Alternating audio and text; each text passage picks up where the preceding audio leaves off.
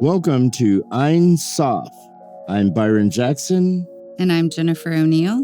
And Ein Sof is the period before creation that was both unending and infinite. We look at iconic figures from around the world to see what were they like before it all began.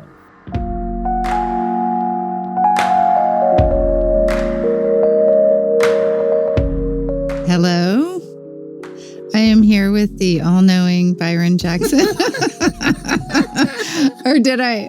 What is it? All-knowing? I don't know. What is it they call you? The spiritual guru, the spiritual giant? I never call myself that. Other people call it. My children have never called me. We're here to clear that up. Yeah, my children have never called me a spiritual giant. Yeah. They haven't even called me a giant. They barely just... They say, take me here, do this. Yeah, give me money. How are you, Jennifer? I'm good. Any operations today? Yeah, just a few. Just a few? Yeah. So for those of you that don't know, Jennifer and her other job, besides spending time giving me a hard time, she works at a hospital. I'm not going to give them a free plug. She works at a hospital, and her job is to arrange surgeries. So if you have surgery at her hospital, she makes sure that you're going to go into the right place. Show up at the right time, take the right medication. Yeah. And so, do you do enemas? No. And to help them prepare. No. Those are self-inflicted. Well, it's been a while since we've been here, haven't it? Yeah. I'm glad to be back. I'm glad after our last show, it got a little testy, but we survived it. Our friendship survived it. Yeah, just barely. Barely. We had to talk to the engineer. The engineer, who ignores us completely all the time. It's Santiago. Cut out all the fist fighting we did. Yeah. Yeah. Santiago is so much like my children. I mean, you could just be, oh, holy hell, could be breaking loose in here. And he's just calm, cool, and collected. He's asleep over there. I had to testify in court yesterday, and my testimony was so riveting that everyone was asleep. The attorneys were asleep. The defendant was asleep. The judge was asleep. They had to take a nap break after you. Finally, when after about 5 minutes, she goes, "Thank you, that'll be all." And there's no cross-examination or anything. It's just, I lulled them into coma. Enough from you, yeah. Yes. We have a wonderful guest today. I'm excited to get to know Jan a little bit. Me too. So we are here today with Miss Jan Barrick. She is running for chairman of the Oklahoma City School Board. And previously, she owned a company that focused on improving low-performing schools. So welcome. Thank you. Okay, that is way... So, do you have children, Jan? No. So, married? Yes. So, one time? One time. I was 42 years old when I got married the first time. You were a hard catch. I was a hard catch. Well, actually, Byron, I married the first person that asked me. Well, that's pretty good. You kind of know what you want now, but at 42, you kind of are set in your ways. And so having somebody else come in and suddenly, like my wife always gets mad where I sit the pots or... Because that's not where she would sit the pots. That's right. It's opposite with my family. My husband is the detail-oriented person, and I'm the big picture person. So we make a good team. Now, where'd you grow up at? Lawton. Did you? I was born in Clinton, Oklahoma, and I grew up in Lawton. What high school? Eisenhower. Really? Yeah. Now, my wife went to Eisenhower. Really? And but I was born in Lawton. Really? What's your wife's name? Collado. And she went to Eisenhower? Yes. What's her last name? Can you say that? Collado. Collado? Yeah. I don't think she was a lot younger than I was. Yeah. She's 61. So she's a lot younger. Then a lot younger. So, but I was born in Lawton. But then I was raised in Denver. And my grandfather actually was the first black dentist in Lawton. Really? So Were you was your family in the military? my dad was.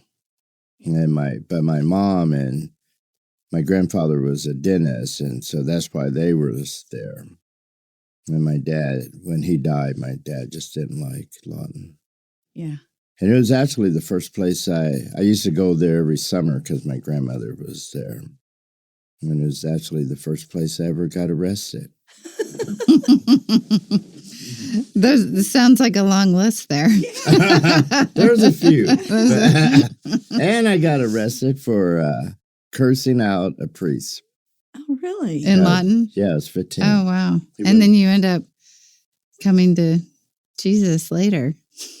Coming back to the priest. Back to the priest. I came to Jesus later. But we're not here about that. So you grew up in Lawton, and then what happened? You moved here? Then I grew up, and I went to college at OU. I went to the University of Oklahoma, and I have a master's degree in education, special education. I used to be a special education teacher. And so, I went to high school in Lawton. Then I graduated from high school, and then I went to the University of Oklahoma and got a master's degree in education. Now, I live in Norman.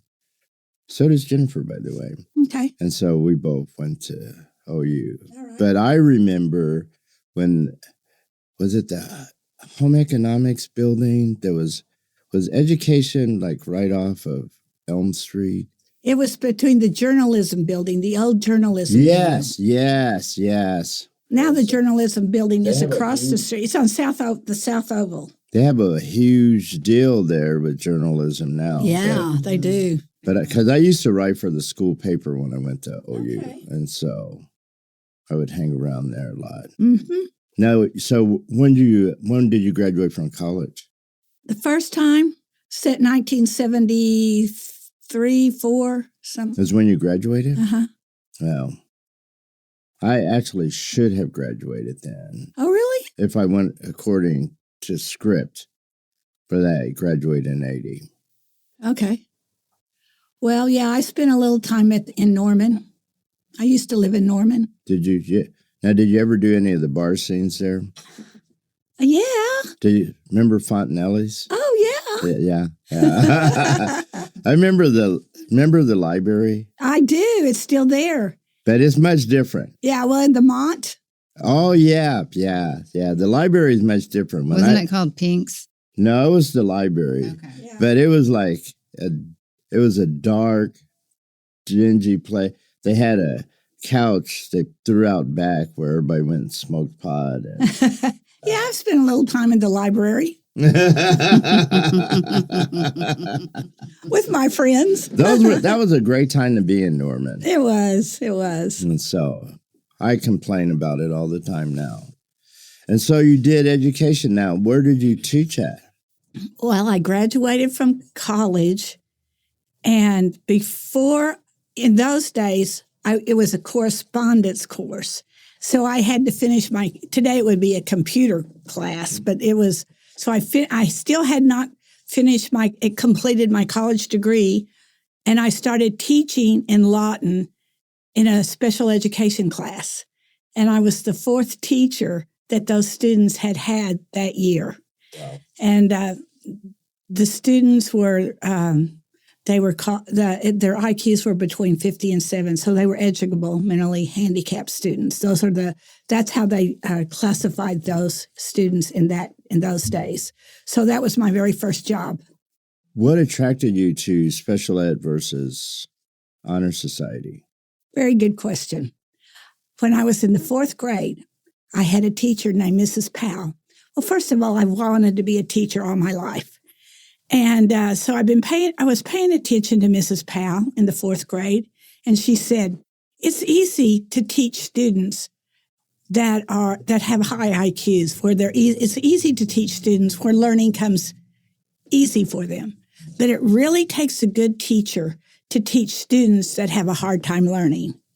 In the 4th grade, I knew I wanted to be a teacher that taught students that had a hard time learning.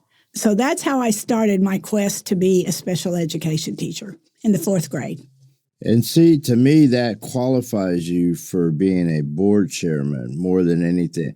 That's hard to students that have a hard time learning.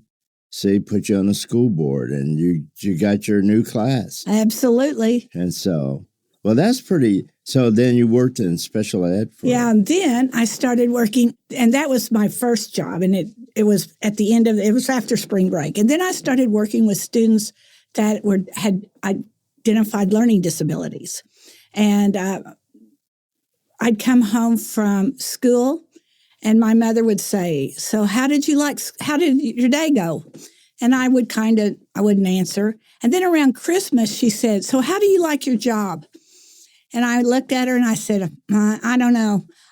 I'm not sure I'm cut out to be a teacher. Mm. And she said, what? When you were in the 1st grade, you came home and you taught your little sister what you had learned that day in school. She could read when she was 4. If you couldn't talk your little sister into being your student, you lined your dolls up and you taught your dolls how to read. So why is it that you don't think this is for you, being a teacher? Why do you think this isn't for you? And I said, well, because my students in my class are not successful. And because I'm their teacher, if they're not successful, then I'm not successful. So I just don't think this is a good fit for me. So then we started thinking about, okay, so how do you measure success in school? How do you measure failure in school? You have students. How do you measure success as a parent when your kids were in school? How do you know if they were successful in school or not?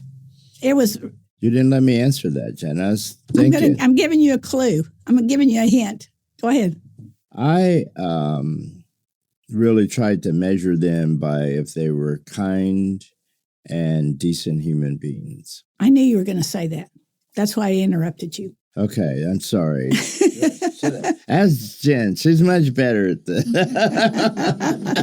No, you have to, when you measure something, you have to say it has to be concrete. It can't be abstract. Okay, so concrete. Well, the most concrete thing that I see is that when they left home, I really didn't have to support them financially anymore. But every single 9 weeks or 6 weeks, they'd come home with an indicator that you could measure. Report card. Their report card. Their grades that the students made on the report card. That was concrete. That is something you can measure. So when you have a goal, then you have to make it concrete, that you will be able to measure. And if my goal was to bring up students, make students successful in school, and you use grades to measure success in school, the question becomes, can I teach students to make good grades? So all summer long, I researched. I researched how to study, how to learn. I researched the administrative way of getting good grades, which is get the teacher on your team. She's a scorekeeper. I taught kids how to, and my students would say, oh, yeah, Miss Barrick, I get you. I know what you're talking about. You're talking about kissing up. No, it's you don't want to make the teacher, you want to be on her team because she's the scorekeeper.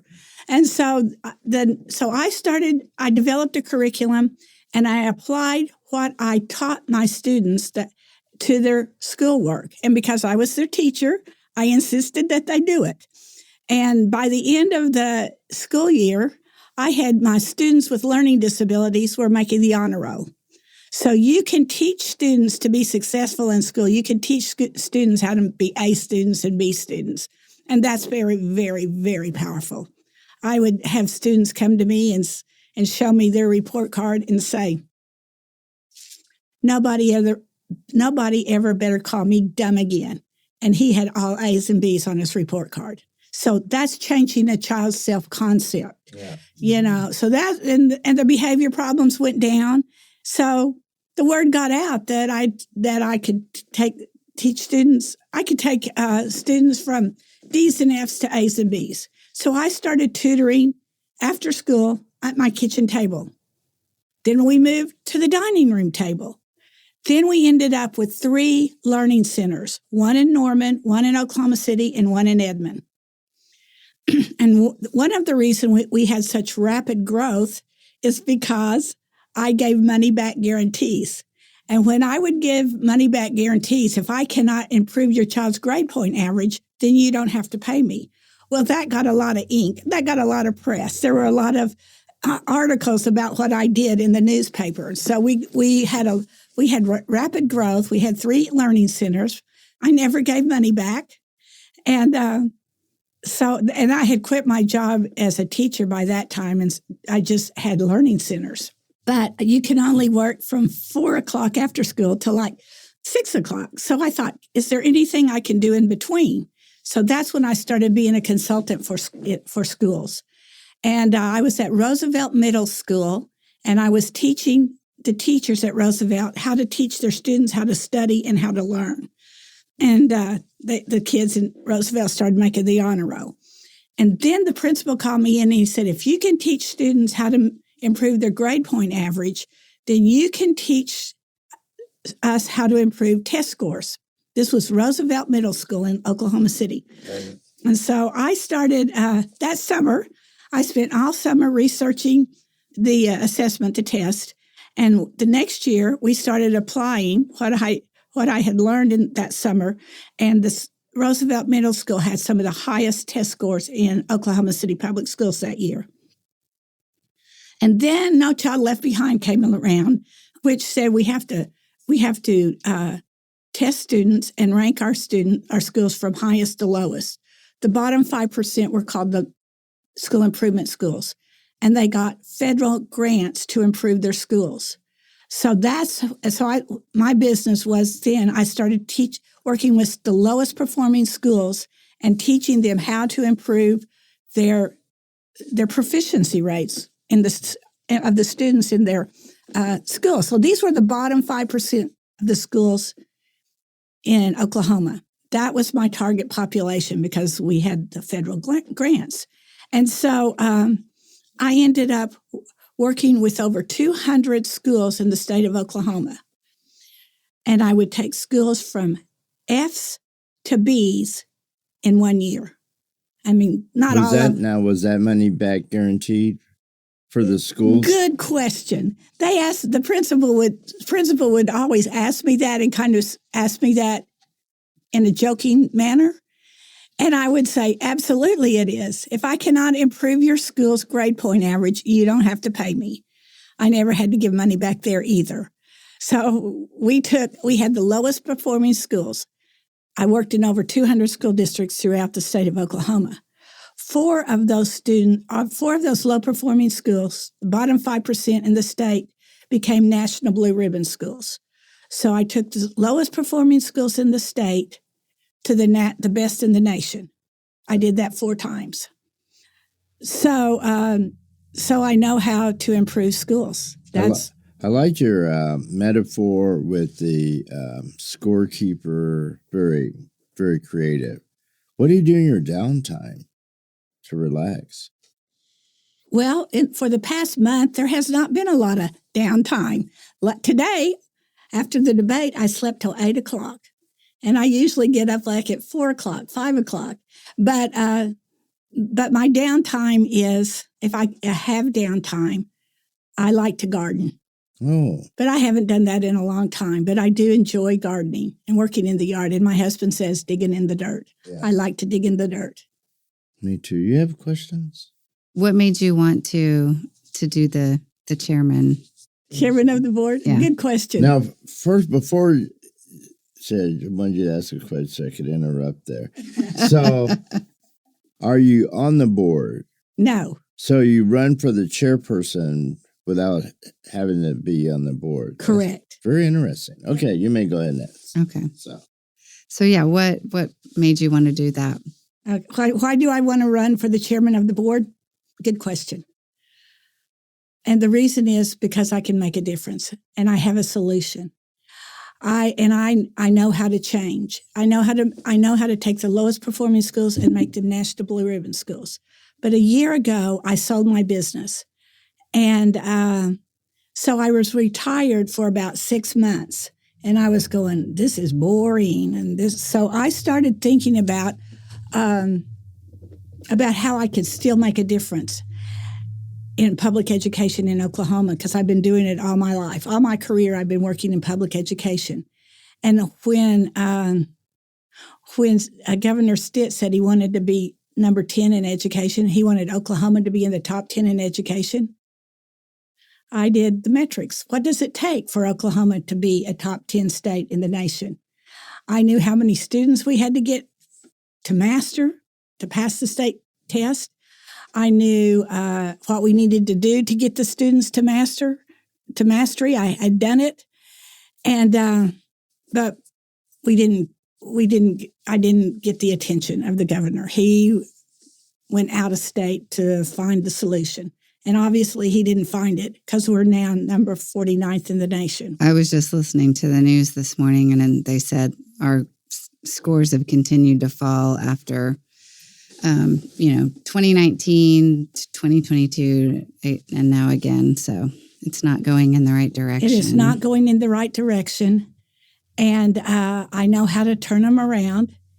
I have the time. See, if we were going to take the Oklahoma City Public Schools and turn them around, I can do it in 1 year. I've done it before in 1 year. But it's not easy. It's hard work. And as a chairman of the board that's not a full-time job. And it's a volunteer position. I think you get paid $25 a meeting or something like that. But because I am retired, I can spend a lot of time, full time, working on this project, and it's time for me to give back. I've always done what they said couldn't be done, like taking students with learning disabilities to making the honor roll. Mm-hmm. You also, you really throw data in, and so it seemed like one of your interests is data and how numbers work. And so besides your passion for doing it, you also have this passion for, well, just how the much practical aspect. What are the metrics like? And the data.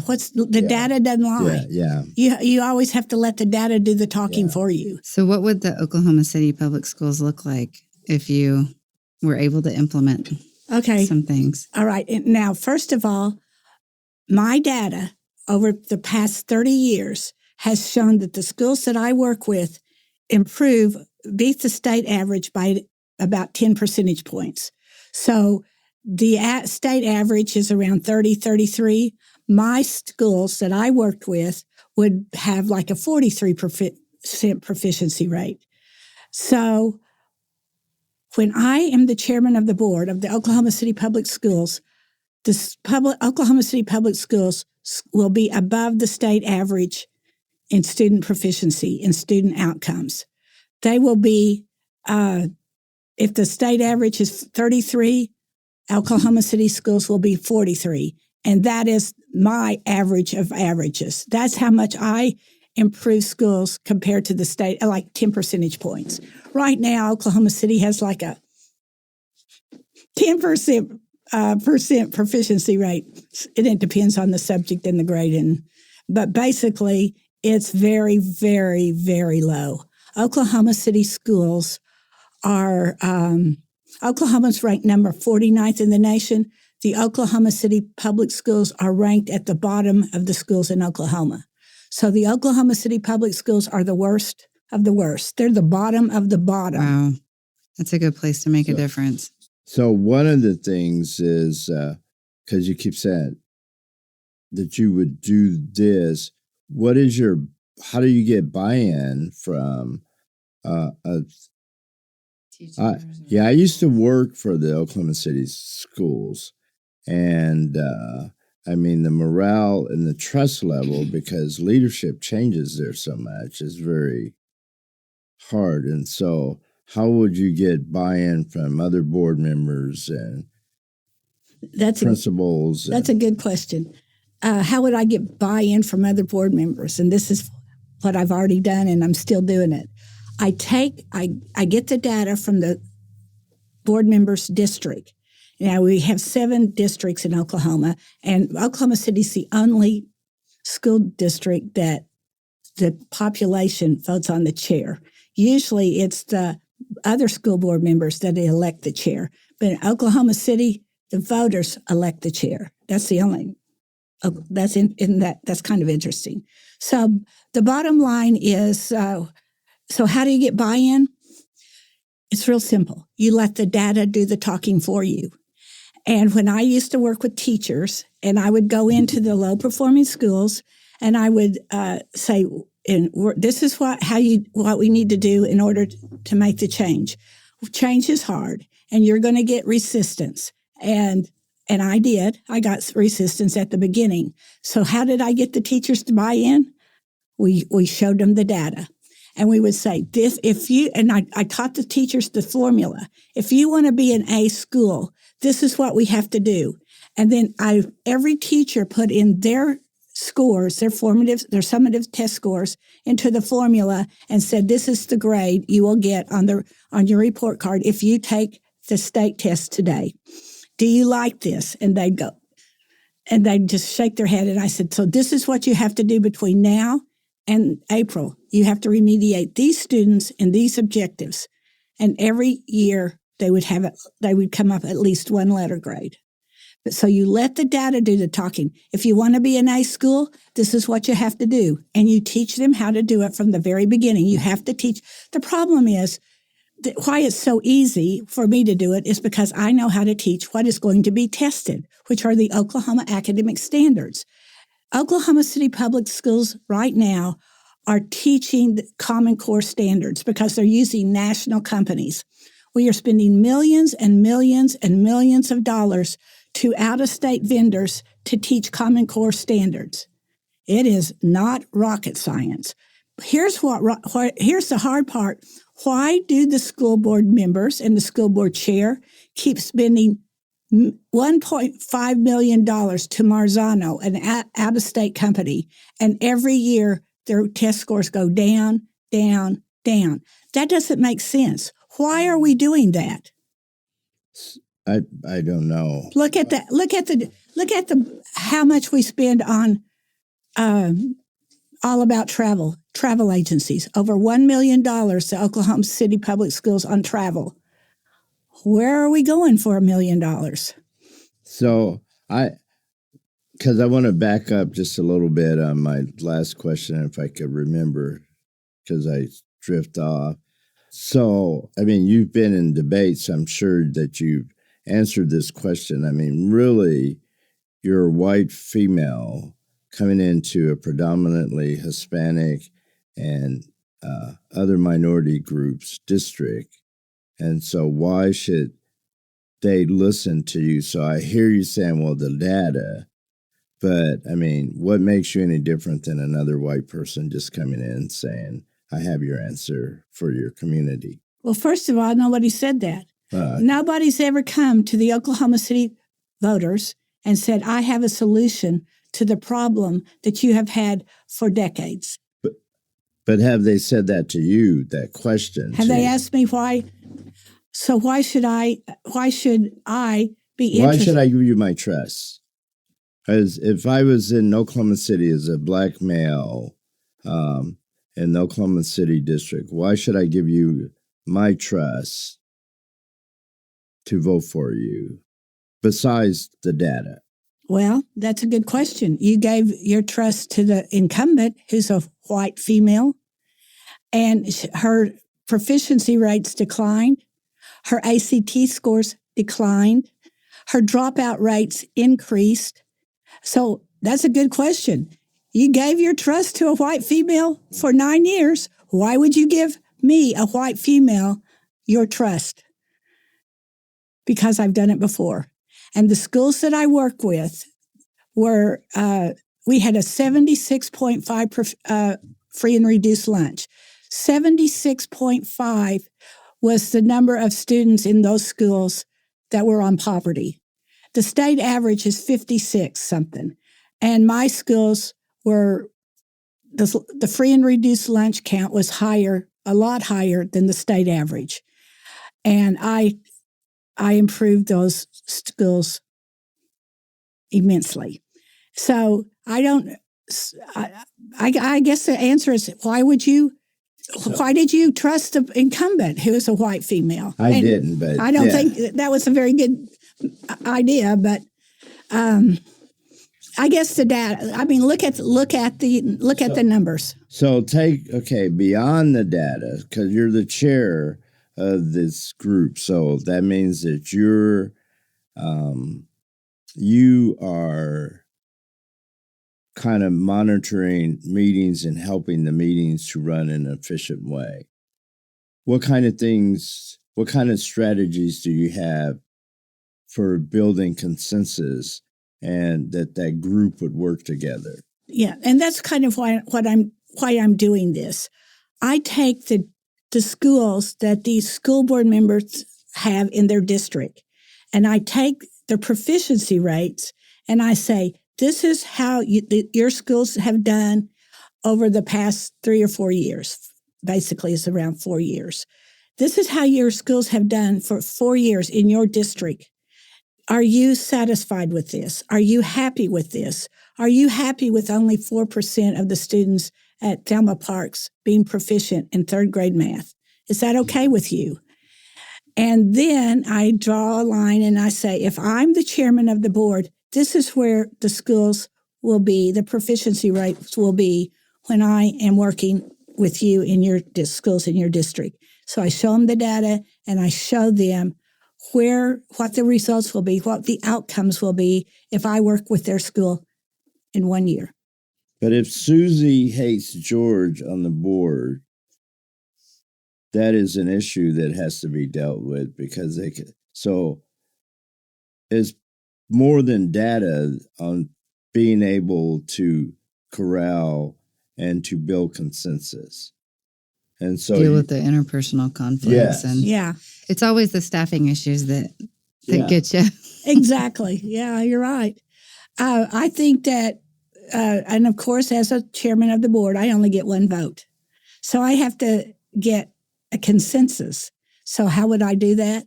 One of the things that I do is I understand politics in public schools. I've worked with over 200 superintendents and board members and over 1,000 teachers and administrators. So I understand how you get consensus. And I will say that I will work with each school board member, and I will pay attention to each school board member's schools that are in their district. And everybody won't be the same. It's just when I worked with teachers. A personal approach. Yeah, and it's building relationships. And when I worked with teachers, we didn't talk about Byron's scores to Jennifer. We talked about everybody's scores and where you play into the picture and what we need to do to improve. And we use data, not personalities. And that's how you do it. And nobody's going to argue when scores come up, when proficiency rates are improve. Well, I don't think anybody's going to be against that. I agree with your strategy. I just think people will argue if there's like air and just because cream in your coffee. Yeah. And so I just think people will argue over that. But thank you for that answer. I mean, that's all I have. Yeah, I mean, I appreciated getting to hear. It sounds like your experience mixed with the fact that you care and you have skills to be able to implement. So and I appreciate that. And the thing that we didn't talk about we talked about why I wanted to run, but we didn't talk about the obstacles. 3 political consultants told me I couldn't win. 3 political consultants told me, no, you can't win. And after they told me that, I'd go home and I'd be depressed, and I'd look at the last person that told me that. I looked at the ceiling. I heard this voice in the back of my mind that said, they told you that you couldn't take students with learning disabilities and teach them how to make the honor roll, and you did. They told you that you couldn't take the lowest performing schools in Oklahoma and make them the best in the nation. And you did. Your daddy used to tell you, you can run a successful business with no money and no business experience. And you did. And then this voice in the back of my mind said, will you be sorry on your deathbed? Will you be sorry that you didn't run? Run for this. So the next day I went up and I signed up. Why did they think you couldn't win? It's the demographics of the voters. Most of them are more liberal and I'm more conservative. And so they looked at the demographics of who the voters were and what the odds were that a conservative white female could come in and win. And that's what they told me I couldn't win. Nobody ever asked me what I'd done. Well, it sounds like this position is beyond politics in a way. Yeah. Absolutely. Yeah. It's a nonpartisan position. Yeah. But it gets made really, actually, just because where we are politically, the climate, you being a conservative on the board could actually work to the benefit of the district in some ways, because, I mean, you could get indoors that other people can't get into, and so. But they may not know. They may not know that. They won't. Okay. I mean, the voters might not, but it's true. True. I mean, now they do. Now they do. I just think it's. Just because it's just a kind of different. It's a different perspective, and man, very exciting stuff. You're very interesting to talk to. I really like how you're so data driven. I like how you're data driven, but with compassion and empathy. Yeah. So. It's a good mix. Yeah. And, we have a lot of problems in Oklahoma City schools. Our teachers, we have teachers that are not certified. We have, and teacher training is a big deal that we really need because we can't get teachers. So we have to train what we already have. And so that's one of my strengths is teacher training. Mm-hmm. We spent over $640,000 last year to an out-of-state vendor to help our students improve ACT scores. They dropped.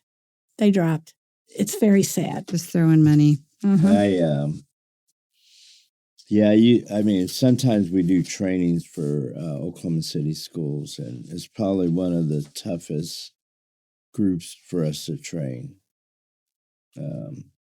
So what do you train them in? Working together. So the same things that I asked you about consensus building, like how to build consensus, and just with one another in terms of like the culture, what is a culture at your school that you want? That's exactly right. And so it's just it is a tough. It's a tough job. But here's the thing here's the key. The key is people want to be successful. Yeah. Teachers want to be successful. Students want to be successful. Parents want their students to be successful. So when you can do that, when you can develop a culture of success, then that's how you build consensus. And that's how you get board members to work with you and not against you. But then you have those guys like when Kansas City beat Buffalo and they said they cheated on that 4th and 1. Anyway, sorry. Everything goes back to sport. Everything's back to sport. Well, our time's almost up. What do you have? I just have a little finishing question of if you had a school mascot based on your personality for your campaign, what would it be?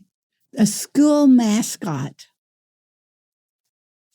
Let's see. I would pick a mascot that can overcome odds. Mm-hmm. And that everybody follows. And so what is a mascot that overcome odds? I just keep thinking of the underdog, but I don't know. Yeah, the underdog. Coyotes. Okay. So those would roaches. We want to step on those. But they do, but they are infiltrating. Roaches have been around longer than almost anything on this planet, and we still can't kill them. So if I did, I would be You'd be a roach. I'd be a roach. Or a rat. A You know, rat. same Rats thing isn't with a the rat. same. So we would be like the roaches play the rat in football this week. I'll be the referee. Jan, thank you so much. It's been a pleasure. And thanks again for this invitation. Well, good luck. Good luck. And the data says that you will be successful. Who are you running against? Is it a bunch of people? Or? Well, I have the incumbent who's been there 9 years. And who's a physical or occupational therapist. I've met her. And then there's another lady, Naya Spriggs, and she has like a group of people that help students that are like suspended from school. So it's kind of like it could be kind of like a homeschool group, but that's what she's doing right now. And she's very well educated. She just doesn't have the background experience that I do in improving proficiency rates in schools. Mm-hmm. And large numbers. I mean, your business, you just dealt with such large numbers. And I also dealt with large numbers in the budget. Yeah. I know how to run a multi-million-dollar business. Done it. And I just found out last night that I think we're going to have major fiscal problems in the Oklahoma City Public Schools. So let's pay attention to that. Does that mean? That means that we lost like $4 million in ESSER money and something like that. And then when they asked about it at the school board meeting, the answer was, we'll make it up in our general funds. And then there's $1.2 million deficit in the midterm adjustments for the Oklahoma City Public Schools. So I don't think they're going to get the money from the general fund. So it looks like there might be a problem. You're amazing with numbers. Does your husband have to like turn you off with numbers at night? No, my husband is a CPA. He's a chartered finance. There's two of you in one peas in a house. pod. No, my husband's very detail-oriented, and I'm very big-picture-oriented. But he's a chartered financial analyst and a CPA. It's really very, it's very inspiring, really, looking at your ability to look at large things on such a large scale and be able to make sense of it and move it down to from the macro to the micro and have that make sense. Yeah. You got to just figure out what works, and then you just keep doing it over and over and over. That is true. Well, I'm excited for. Now we need a campaign song for you. And this is a good thing you came in because Jan and I could do this. Jan for the board chair. Oh yeah. Woo, We want Jan. Yeah. Get down, Jan. Get down, Jan. Jan, thank you so much for being on Einsoft and come back. Okay, if you're chairperson, two requests. Okay. I'm beginning the request. Okay. One, that you come back on. I'll do it. And two, if ever you need help in building your consensus on your board, please remember us and we'll come in and. Okay, and I want everybody to check me out. Check me out at janforkids.com. You will see the data. You will see what I've done. You will see who endorses me. And if you have any questions, my phone number's on there and give me a call. And we'll put that link in our show notes. Oh, we'll great. put that in the notes and see if my theme song is on her. See if that gets on there. I want the theme song. On the website. Yeah. We can make that happen, Larry. We can make that happen. Jan, thank you so much. Thanks for being with us. Thank you. Thank you so much for having me. The lovely Jennifer. Yeah, stay tuned for our next episode where we continue to dive into Before the Creation. And Santiago will now let us be on the website. Yes, we're excited about that. It's hard to believe I started this thing and then I have to get permission. Like, can I be on the website? No cutters. No cutters. She won't let me cut line. Santiago, thank you. Take us out. This podcast is brought to you by the Possibilities Podcast Platform. Thank you all for listening.